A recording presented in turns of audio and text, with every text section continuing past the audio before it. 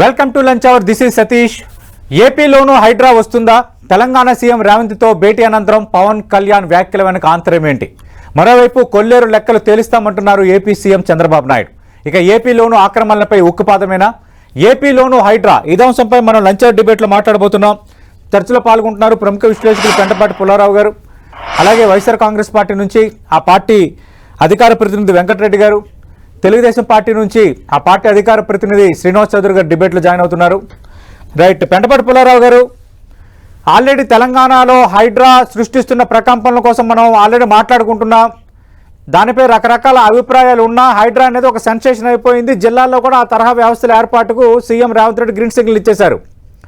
అయితే ఆంధ్రప్రదేశ్లో ఎప్పుడైతే ఈ వరదలు వచ్చాయో ఆక్రమణల వల్ల అటు బుడమేరు కానీ చాలా ప్రాంతాల్లో ఆక్రమణల వల్ల ఈ వరద ముప్పు అనేది ఎక్కువగా పెరిగిపోయింది అన్న అంశాలు తెర ముందుకు వచ్చాయో అక్కడ కూడా హైడ్రా లాంటి వ్యవస్థ కావాలన్న చర్చ మొదలైంది.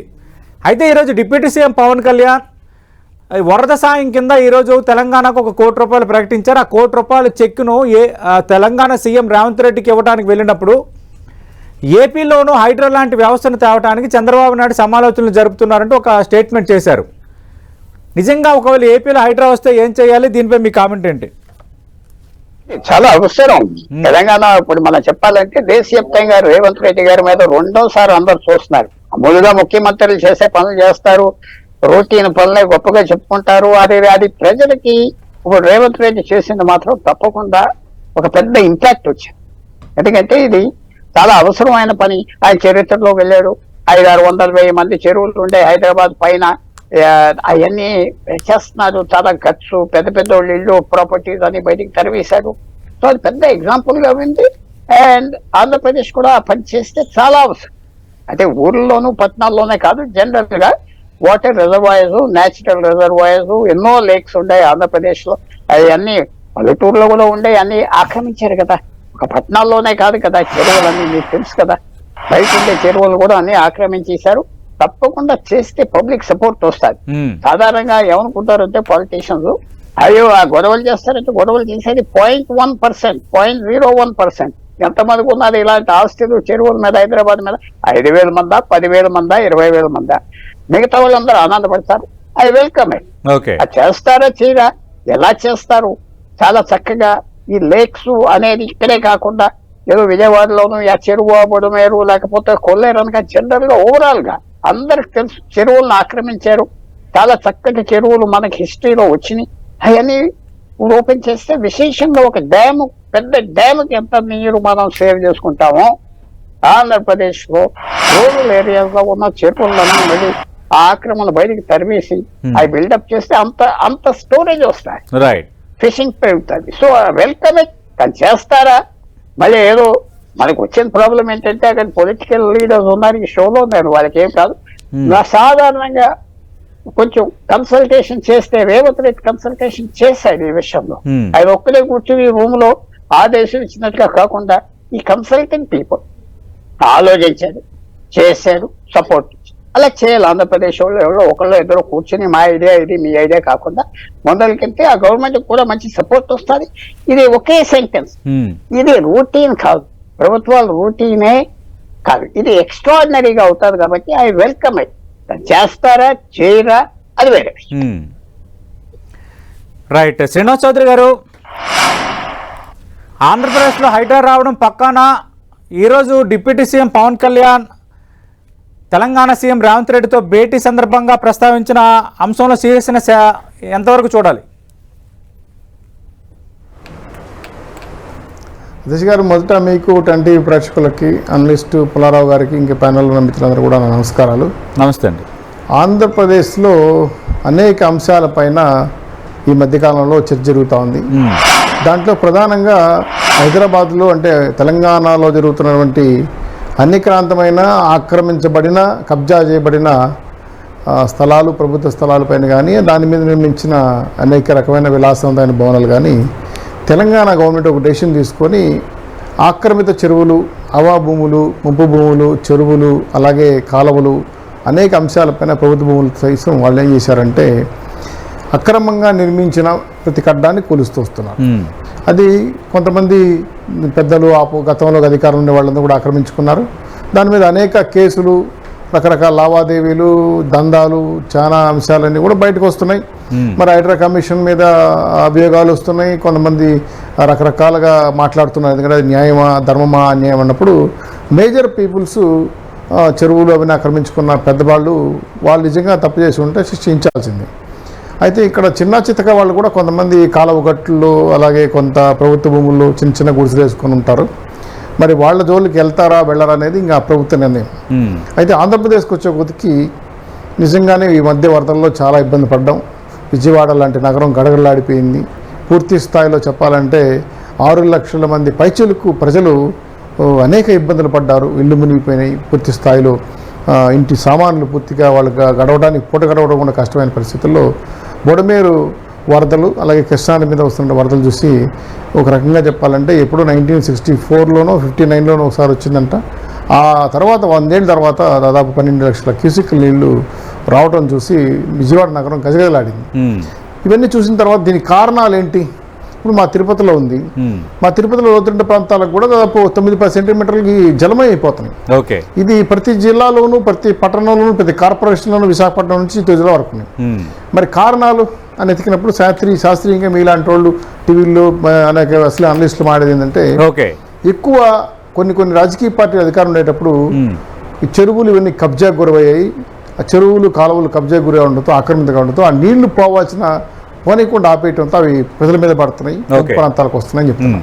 నిజమే. ఎందుకంటే మా తిరుపతిలో తీరాంజి మట్టం భూములు, బొగ్గ మట్టం భూములు, స్వర్ణముఖి నది భూములు, అలాగే మాలాడగుండం కాలువ నీళ్లు, కపిలదిత్త నీళ్ళ కాలువ నీళ్లు ఇవన్నీ దాదాపు నాకు తెలిసి ఒక 50-60 సెంటీమీటర్లు వెడల్పు ఉన్నటువంటి కాలువలు 10-15 సెంటీమీటర్లకు వచ్చేసి మిగతన్ని ఇల్లు కట్టేసారు, ఆక్రమించేసుకున్నారు.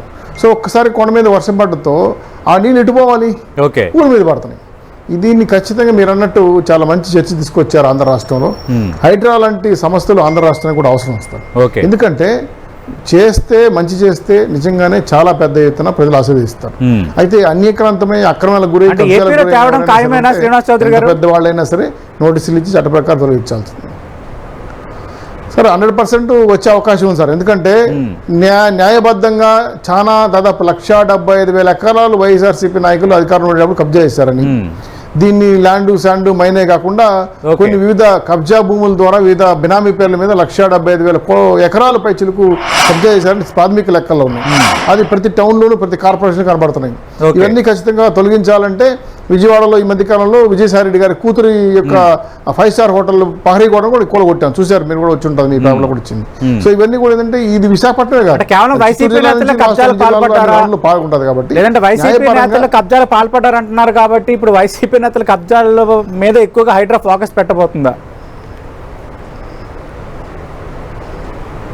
మంచి మాట ప్రశ్నించాం. వైసీపీ నాయకులు కబ్జా చేశారంటే వైసీపీలో ఉన్న టీడీపీలోకి, టీడీపీ నుంచి బీజేపీలోకి, బీజేపీ రకరకాల పార్టీలో కూడా వెళ్ళారు. ఎవరైనా సరే కబ్జా సందర్భం ఉంది కదా. న్యాయమే సార్, మీరు చెప్పిన మాట న్యాయం ఉంది. ఎందుకంటే అధికారం ఉండేటప్పుడు వాళ్ళకి తెలియదు, ఎవరు దొరికితే వాళ్ళు అవకాశం ఉన్న మేరకు దోచేసుకున్నారు. ఇది ప్రభుత్వ భూమా లేదా ప్రజల భూమా లేదా చెరువు భూమా ఎవరు ఆక్రమించట్లా. ఇప్పుడు సార్ గతంలో భూముల రేట్లు చాలా తక్కువ ఉండేవి. ఇప్పుడు భూముల రేట్లు విపరీతంగా అమాంతం ఆకాశం ఎక్కి వేల కోట్ల రూపాయలు పలుకుతున్నాయి. సో ఏంటంటే ప్రతి ఒక్కరికి ఆశ పుడుతుంది. దాంతో ఈ విధంగా కబ్జా గురై ఏ పార్టీగా సార్, ఏ పార్టీ పక్కన పెట్టేయండి, కబ్జా చేసిన వాళ్ళు ఎవరైనా సరే ఖచ్చితంగా కూలగొట్టాలి, ప్రభుత్వం అండవ చేసుకోవాలి. దాన్ని పేదలకు మంచి అవకాశం ఉంటే చూడాలి. అంతేగాని చెరువులు కాలువలు చేయడం వల్ల సార్ ఒక్క నుంచి ముగిస్తాను సార్, చెరువులు కాలువలు ఆవభూములు చేయడం వల్ల ప్రకృతి పరంగా కూడా విపత్తులు వస్తున్నాయి. కాబట్టి కాపాడుకోవాల్సిన బాధ్యత మన మీద ఉంది. కాబట్టి జెండాల ఆక్రమణలు తొలగించాలన్న విషయంలో ఎవరికి రెండు అభిప్రాయం లేదు. ఖచ్చితంగా ఆక్రమణలు తొలగించాల్సింది, ఆ విషయంలో రెండు అభిప్రాయం లేదు. వెంకటరెడ్డి గారు, ఆంధ్రప్రదేశ్ లో కూడా హైడ్రా తరహా వ్యవస్థ వస్తుంది, ఆల్రెడీ సమాలోచనలు జరుపుతున్నారు ముఖ్యమంత్రి అని స్వయాన డిప్యూటీ సీఎంఏ తెలంగాణ ముఖ్యమంత్రితో భేటీ సందర్భంగా ఒక కామెంట్ చేశారు. అలాగే ఈ మధ్యకాలంలో ఆంధ్రప్రదేశ్లో వరదలు, దాని ఇంపాక్ట్ ఏ స్థాయిలో ఉందో మనం చూసాం. వైఎస్ఆర్ కాంగ్రెస్ పార్టీ స్వాగతిస్తుందా? సతీష్ గారు, ముందుగా మీకు ప్యానెల్లో ఉన్న అందరికీ, 10 టీవీ ప్రేక్షకులందరికీ గుడ్ ఆఫ్టర్నూన్, అందరికి నమస్కారాలు. నమస్తే. డైవర్షన్ పాలిటిక్స్ ఎందుకంటే ఇప్పుడు 11 రోజులుగా ఇంకా మోకాళ్ళ లోతు నీళ్ళలో విజయవాడ ప్రజానికం ఉంటే ఇప్పుడు మీరు ఈ సబ్జెక్ట్ పెట్టారంటే మమ్మల్ని కూడా డైవర్షన్ చేసినట్లే.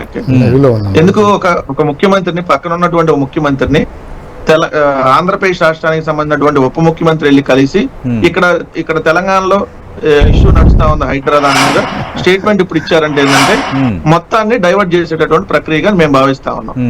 లేదు నిజంగా హైడ్రాని తీసుకొని వస్తారంటే ఎస్ దానికి విధి విధానాలు పెట్టి ఎస్ దానికి ఇది పలానా టైం బౌండ్ పెట్టి ఇదిగోండి పలానా ఆక్రమించాన్ని పూల్ చేస్తామని మీరు స్టార్ట్ చేస్తే డెఫినెట్లీ స్వాగతిస్తాం. కానీ అది స్టార్ట్ అవ్వాల్సింది ఎక్కడి నుంచి?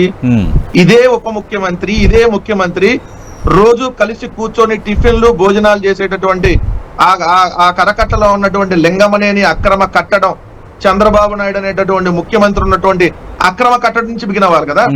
దాని పక్కన ఉన్నటువంటి మంతెన సత్యనారాయణ రాజు గారి ఆశ్రమం, దాని తర్వాత దాన్ని కొట్టాలి కదా, దాని పక్కన ఉన్న గోకరాజు గారిని కొట్టాలి కదా, దాని పక్కన ఉన్న ఇస్కాన్ని కొట్టాలి కదా, దాని పక్కన ఉన్నటువంటి బీజేపీ నాయకుడికి సంబంధించి జడ్పీ చైర్మన్ గా చేసినటువంటి పాతూరి నాగభూషణానికి సంబంధించినటువంటి ధర్మ నిలయాన్ని కొట్టాలి కదా.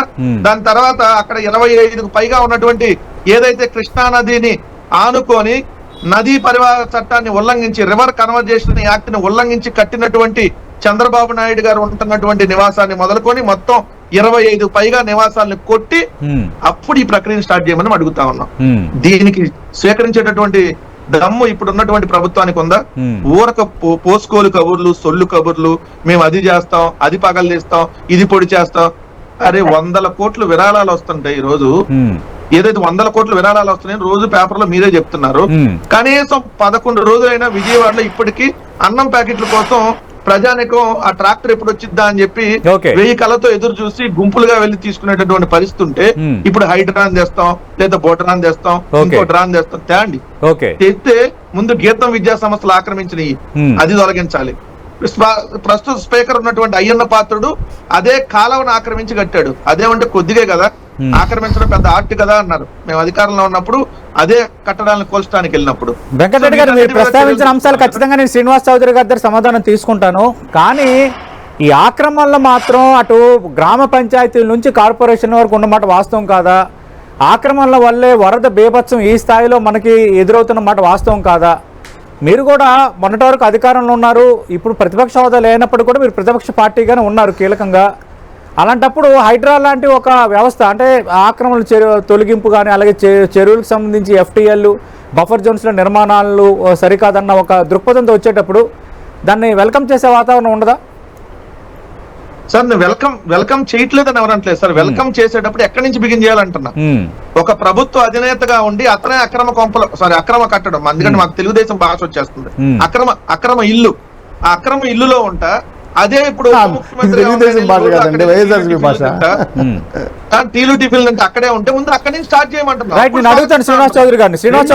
హైడ్రాకి సంబంధించి ఒక్క నిమిషం సార్, మీరన్న హైడ్రాకి సంబంధించి ఏం sir Tadepalli guest house start చేయాలి సార్. నిజమే, కరెక్టే వెంకటరెడ్డి మాట్లాడింది కరెక్టే. వెంకటరెడ్డికి సపోర్ట్ చేస్తున్నా, వెంకటరెడ్డి నేను సపోర్ట్ చేస్తున్నా కూడా. తాడేపల్లి గెస్ట్ హౌస్ విశాఖపట్నం ఏరియాలో సార్ నిజమే వినండి చెప్పే పరిస్థితులు లేదు. హైడ్రా కోల్చాలంటే ఎవరందరినీ కోల్చాలి కదా సార్. ఒక నాగార్జున గారిదో లేదంటే పేదలకు సంబంధించిన 4 ఇల్లు కూలిస్తే మేము కూల్చేసామంటాం కాదు కదా. ఇక్కడే వాళ్ళకి సంబంధించినటువంటి కోల్చట్లేదు, కేవలం అపోజిషనాలకు సంబంధించి కూలుస్తున్నారు అనేది అనేక రకాలుగా ఇక్కడ మనకు కనపడతా ఉంది. ఇదే తెలంగాణలో ఉన్న మంత్రులు ఇదే గండిపేటలో ఆ చెరువును అనుకుని అనేక గెస్ట్ హౌస్లు ఉన్నాయి, అనేక ఆక్రమిత స్థలాల్లో కట్టినటువంటి కట్టడాలు ఉన్నాయి. వాటిని కూల్చి ముందు ఎక్కడి నుంచి స్టార్ట్ అయితే నిజంగా స్వాగతించేవాళ్ళు. అదే ప్రక్రియలో అక్కడ కూడా వాళ్ళు స్టార్ట్ చేస్తా అంటే శ్రీనివాస్ చౌదరి గారు హైడ్రా లాంటి వ్యవస్థ రావటాన్ని వైఎస్ఆర్ కాంగ్రెస్ పార్టీగా మేము స్వాగతిస్తున్నామని చెప్తున్నారు వెంకటరెడ్డి గారు. ఆ పక్కన ఉన్నటువంటి అయితే హైడ్రా లాంటి వ్యవస్థలు వస్తే పని అనేది కలకత్తా పైన ఉన్న ముఖ్యమంత్రి డిప్యూటీ సీఎం నివాసము ఆఫీసులు అక్కడి నుంచి స్టార్ట్ అవ్వాలంటున్నారు. సార్ సతీష్ గారు ఇది ఆడలేక లేదు సార్. ఎవరు నోటి వాసన వాళ్ళకి తెలియదంట, పక్కోడు చెప్పాలి. ఎవరు నోటి వాసన తెలియదు, పక్కోడు చెప్పాలంట. ఇప్పుడు ఈ ఎకరలేక ఏదో చెప్తున్నట్టు గీతం యూనివర్సిటీ కూర్చాలా, తాడేపల్లి గెస్ట్ హౌస్ కూర్చాలంటే కోల్చమ తప్పే లేవు. నిజంగా చట్టపరంగా అక్రమంగా ఉంటే విశాఖపట్నం మీద అస్పల్లా భూములు ఎవరు దొబ్బేశారు, ఆ ఒక మాజీ సెక్రటరీని అడ్డం పెట్టుకుని ఆయన 8,000 ఎన్ని ఎకరాలు దొబ్బేశాడు. అదే మా పెద్దిరెడ్డి గారు మా జిల్లాలో 2,000 ఎకరాలు సంపాదించాడు. అందరు ఎవరిని నేను అనడం ఏంటంటే టీడీపీయా, వైసీపీయా, కాంగ్రెసా, కమ్యూనిస్ట్ మాట్లాడట్లా, రాష్ట్రంలో జరిగిన అక్రమాల పైన కొరడా చూపించాల్సిన అవసరం ఉందని చెప్తున్నా స్పష్టంగా. ఎవరు ఆక్రమించారు? లింగమనేని భూములు, ఇంకోరు భూములు వాళ్ళు ఆక్రమించుకుని వాళ్ళు పడుకుంటారు. చంద్రబాబు నాయుడు ఇల్లేం కాదు కదా, ఇప్పుడు ఉంటారు బయటకు వస్తాడు. జగన్మోహన్ రెడ్డి గారు ఎన్ని తాడేపల్లి గెస్ట్ హౌస్ కాడ నుంచి ఇడుపులపై వరకు 8,000 ఎకరాలు ఆక్రమించుకున్నాడు. ఆయనకున్న విలాసవంతమైన భవనాలు ఎక్కడెక్కడ ఉన్నాయి, ఇవన్నీ నిర్మాణ పరంగా జరిగాయా, అక్రమంగా నిర్మాణం జరిగాయా, అలాగే ఋషికొండ పైన ప్రజాధనంతో కట్టేసిన దుర్మార్గమైన బంగ్లాన్ని ఏం చేయాలి, రెండింటిపైన ఆన్సర్స్ వస్తాయి. ఎందుకంటే రాష్ట్రం అనేది ఈరోజు పూర్తి స్థాయిలో చెరువులు, వంకలు, కాలువలు పూర్తి స్థాయిలో ఆక్రమణకు గురైనవి. తద్వారా ఏమవుతుందంటే వరదలు జనాల్లోకి వచ్చేస్తాను, జనం సఫర్ అవుతున్నారు. ఆ ప్రజలు కాపాడుకోవాల్సిన బాధ్యత ఉంది కదా. ఇప్పుడు విజయవాడలో వరదల్లో బ్రదర్ రాజకీయాలు చేసి వైఎస్సీపీ నాయకులే కాదు కదా, మేము తరుపుకున్నారు.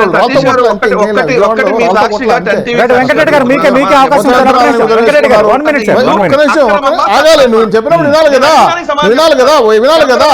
మీరేదో పద్ధతులు భూ పంపకాలు జరిగాయి, ఆహారం అంటే కొంచెం మానవత్వంతో మాట్లాడండి. వైఎస్ఆర్సీపీ శ్రీనివాస్ చౌదరి గారు ముఖ్యమంత్రి ఉంటున్న నివాసం అక్రమమా సక్రమమా దానికి సమాధానం చెప్పాలంటారు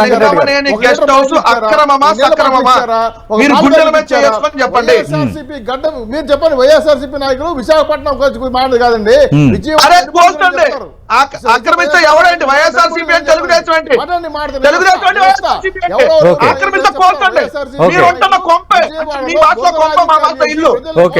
అదే అక్రమం కదా. ఉండండి సార్, వెంకటరెడ్డి గారు 1 by 1 మాట్లాడదాం. విజయవాడ మేయర్ ఎవరండి? 10 సార్లు అడిగా, చంద్రబాబు నాయుడు ఇల్లు అక్రమా సక్రమా తెలుగుదేశం చెప్పండి. అడిగిన సమాజం స్టేట్ సమాజం చెప్పండి. విజయవాడ మేయర్ ఎవరు? విజయవాడ కార్పొరేటర్లు ఎవరు? ఎక్కడ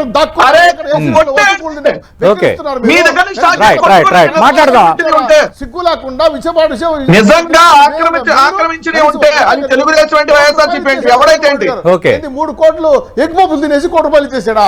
ఎవరికి సార్ అన్యాయాలు అక్రమాలు చెప్తారు? సార్ ఏం మాట్లాడుతున్నారండి? అంతర్రాష్ట్ర అక్రమాలు. వెంకటరెడ్డి గారు ఒక్క నిమిషం, ఇద్దరు ఒక్క నిమిషం ఆగండి. నేను మాట్లాడి నిజమే. ధైర్యం ఉంటే నిజంగా విజయవాడ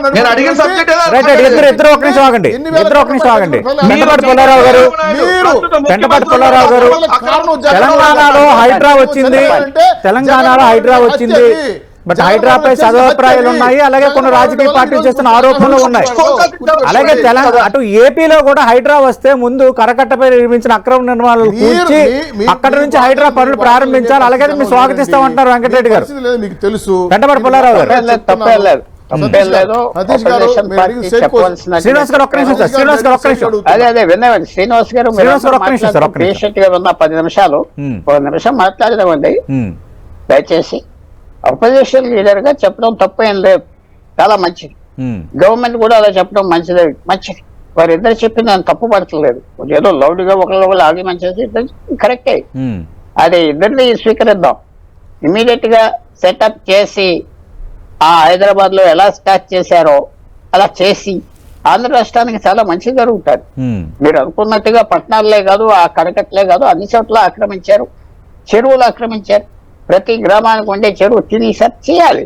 ఇది ఒక వ్యక్తి సాల్వ్, పెద్దగా పెట్టాలి. హైడ్రా అనేది ఆంధ్రప్రదేశ్ పెట్టి టైం కన్జ్యూమ్ అవ్వకుండా తొందరగా చేస్తే సాధిస్తారు. ఆంధ్రప్రదేశ్ కు పెద్ద అసెట్. శ్రీనివాస్ గారు ఒక్క నిమిషం సార్, మీకు ఛాన్స్ ఇస్తాను.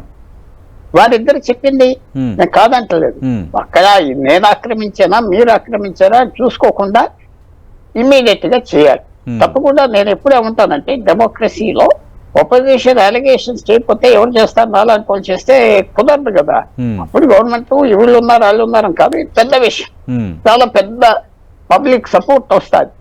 కొల్లేరు అన్నారు, కొల్లేరు దగ్గరికి వెళ్ళి ఆ చెరువులు, దొంగ చెరువులు, చేపల చెరువులు 1000 ఎకరం ఆక్రమించారు, చిన్న విషయం కాదు. అది చేయాలంటే మ్యాసివ్ పబ్లిక్ సపోర్ట్ రావాలి. ఆ పక్క ఊర్లందరి నుంచి సపోర్ట్ రావాలి. ఆ బెనిఫిషియరీస్ అందరినీ తరివేయాలి. ఇంకా అది ప్రసక్తి లేదు. నేను కూడా ఒక చెప్తున్నా, స్టార్ట్ చేసాక ఇంకా ఎవరి ఇల్లు ఆగదు. ఎందుకంటే ఈ మొమెంటం అలాగ వస్తుంది. నేషనల్ గ్రీన్ ట్రిబ్యునల్, హైకోర్టు అందరూ చేయమంటారు. ఎందుకంటే సుప్రీంకోర్టు నుంచి అందరికి ఆర్డర్స్ ఉన్నాయి.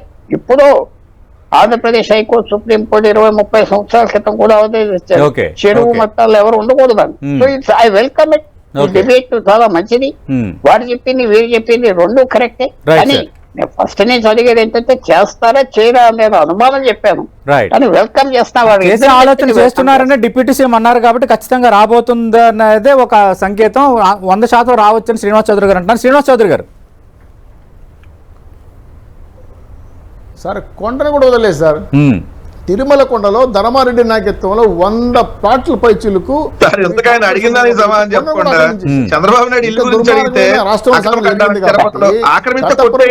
కొండ లేదు, ఇంకోటి లేదు, ఏవైనా ఆక్రమించుకుని వారు దొబ్బారు.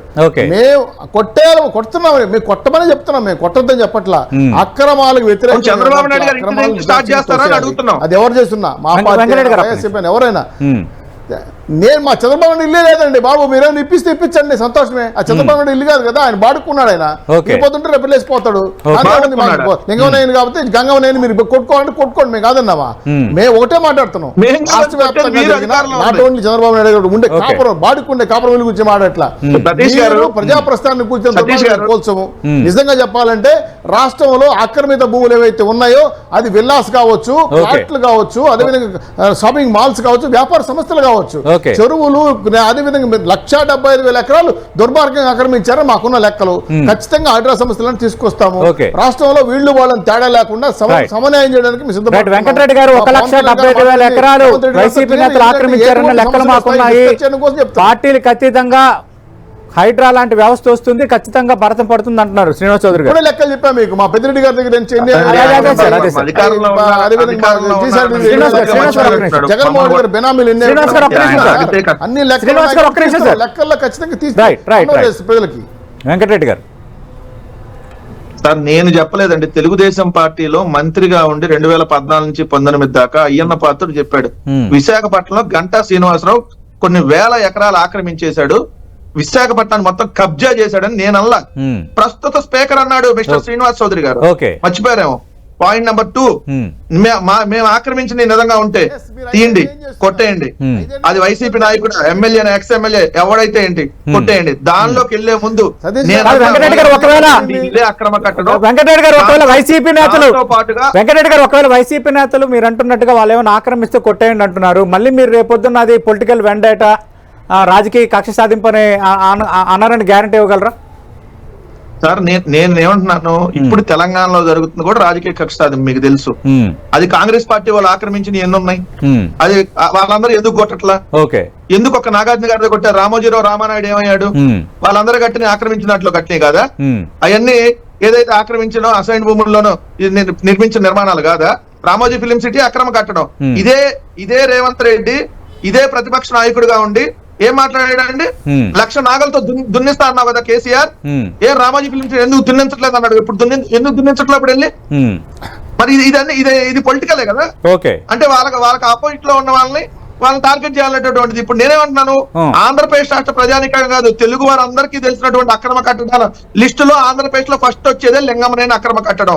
చంద్రబాబు నాయుడు అనే ముఖ్యమంత్రి ఇప్పుడు అక్కడ ఉంటున్నాడు. అది ముఖ్యమంత్రి సొంత నివాసం కాదు, ఆయన బాడుకుంటున్నారు అంటున్నారు శ్రీనివాస్ చౌదరి గారు. నిజంగా ఒకవేళ అక్రమం తేలితే కూల్చేయచ్చు అంటున్నారు. విల్లాలు కట్టింది మీ మీకు తెలుసు, నాకు తెలుసు, ప్రజానికానికి తెలుసు. కృష్ణానదిలో నిర్మాణాలు తప్పుడు ప్రచారం, అబద్ధాల ప్రచారం,